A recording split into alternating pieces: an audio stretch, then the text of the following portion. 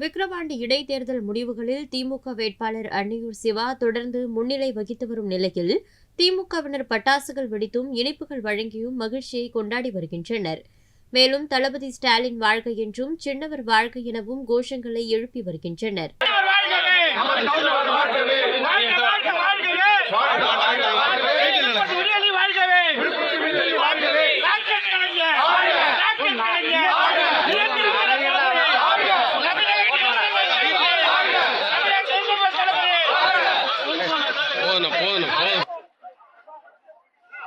ஒரு நிமிஷம் ஒரு நிமிஷம் தான்.